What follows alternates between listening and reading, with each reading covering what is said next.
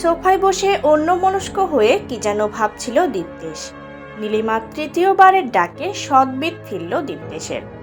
দীপ্তেশ নীলিমার দিকে তাকাতেই নীলিমা বলে ওঠে, এই নিয়ে 3বার ডাকলাম, কি ভাবছো বলো তো? দীপ্তেশ নীলিমার দিকে তাকিয়ে বলল, আচ্ছা। নীলিমা, পর্ণা যেন অষ্টমঙ্গলায় কবে আসছে? সামনে সোমবার, তাই না? আজ 5 দিন হলো দীপ্তেশ আর নীলিমার একমাত্র মেয়ে পর্ণার বিয়ে হয়েছে। আত্মীয় স্বজন 2-1জন যারা ছিল তারা আজ সকালেই চলে গেছে। কেউ দেখলে বলবে না 5 দিন আগে এই বাড়িতেই হই হুল্লোড়ে মেতে উঠেছিল। দীপ্তেশের এমন কথায় নীলিমা বলে, কতবার বলবো বলো তো? এই তো সকালেই বললাম। হ্যাঁ ঠিক, কেন জানি না সব ভুলে যাচ্ছি, কিছুই ভালো লাগছে না। পর্ণা যে বাড়িতে নেই এটা মানতেই পারছি না। নীলিমা দীর্ঘ নিঃশ্বাস ফেলে দীপ্তেশের কথায় বলে, এটাই মেয়েদের জীবন। যে বাড়ি যে ঘর তার নিজের ছিল সেটার উপর তার আর অধিকার থাকে না, এক অলিখিত নিয়মেই। নীলিমার কথা শুনে দীপ্তেশ ভ্রু কুঁচকে জিজ্ঞেস করে, কি বললে নীলিমা? অধিকার থাকবে না মানে? আমার বাড়ি মানে পর্ণার নিজের বাড়ি, সব সময়ে ওর অধিকার।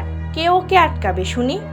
আমি বলেই দিয়েছি, যখন মন খারাপ হবে তখনই চলে আসবি। নীলিমা হাসতে থাকে, হাসতে হাসতেই বলে, ঠিকই তো, আমি তো ভুলেই গিয়েছিলাম যে এই মানুষটা কী সব ভুলভাল কথা বলছে।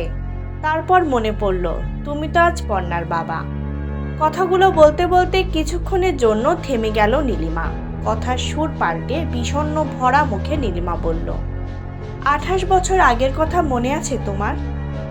সবে 2 মাস বিয়ে হয়েছে আমার। বাবার জন্য ভীষণ মন খারাপ করছিল। হঠাৎ করে টেলিফোনটা বেজে উঠল। ফোন তুলতেই বাবার গলা।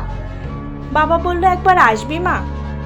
মনে হচ্ছে কতদিন দেখিনি। জামাইকে বল না একবার তোকে 2 দিনের জন্য দিয়ে যেতে।